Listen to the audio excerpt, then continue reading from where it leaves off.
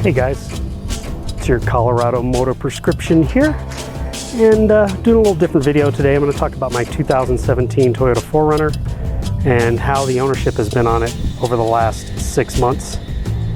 Bought the vehicle in February, and you can see I have put a lift on it, Old Man Emu BP51 shocks, new springs, and new upper control arms in the front of the vehicle.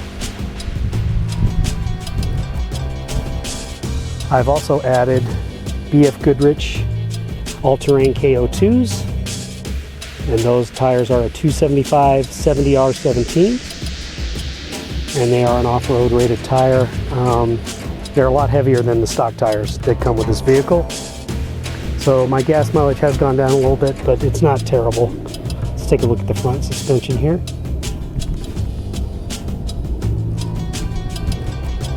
I'll try and get some shots added here.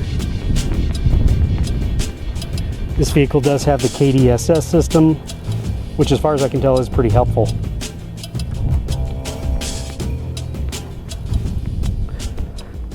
Take a look at the other side.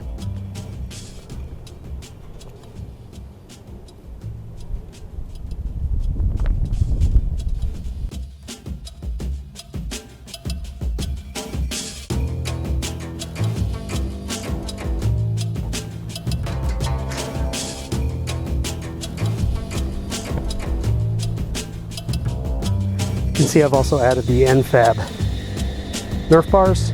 If I ever do any serious off-roading though, I'll probably put some rock sliders on there. This was just to make it easier for my family and myself getting in and out of the vehicle with the lift. I also added the TRD Pro front grille, which was pretty easy to do. Took about an hour. And I had a friend help me do the NFAB bars, and that took about an hour and a half. We ran into some issues because one of the bars was slightly bent, and took a little bit of a struggling to get the holes to line up for the bolts. Let's take a look at the interior real quick and see how it's holding up after 6 months of wear and tear. Softex leather seats. It's actually synthetic material, not leather, and those are all holding up very well. Floor mats that came with the vehicle are doing okay. Driver's side is actually in a little better shape, which is odd because I drive this vehicle by myself a lot. Let's take a look at the passenger side and I'll show you what's going on over there. Okay, here on the passenger side of the vehicle, you can see some light scuffing going on here with water bottles and whatnot going in and out. Nothing big. No scuffs here where feet are dragging over the plastics. But this passenger side floor mat here, I'm not sure if this is from the heat in the vehicle or just because of the thin rubber, but it's just the mold is not quite perfect. This should sit up flat there to catch all the dirt off the shoes, and it's not. It's kind of coming forward here, so there is a little bit of stuff that's collecting underneath. They do lock in place, which is nice, but overall interior is holding up really well. No marks or gashes or anything on the dash, and center console is in pretty good shape. I put my arm on there all the time when I'm driving. I don't see any residue from my skin or anything on there. It's looking pretty good. The faux carbon fiber insert here in the middle is doing okay, not getting too scratched up. Let's take a look in the back. Back seats are doing pretty good with the kids getting in and out. This one large floor mat back here is doing a pretty good job of collecting things. It's a little harder to keep clean though. You can't just run it through the auto cleaner at the car wash. You have to take it out and blast it down. All the controls back here are all functioning normally on the back ventilation. And everything with the seats, we've taken the seats up and down quite often. Still easy to do. They still seem to snap into place quite well. And there's a lot of cargo space back here when you drop these seats down. Actually just took our dog this morning out, and you see a little dog hair back there, but it's not too bad. And easy to put back up. Everything's holding up pretty well. So So far I'm very happy. Let's take a look back here. Everything back here is holding up pretty well. Cargo tray still working pretty good.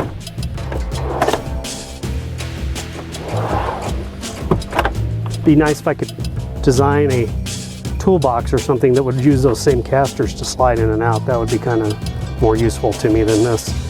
I may make another video about things that I'm liking and things that I'm not so far in this vehicle.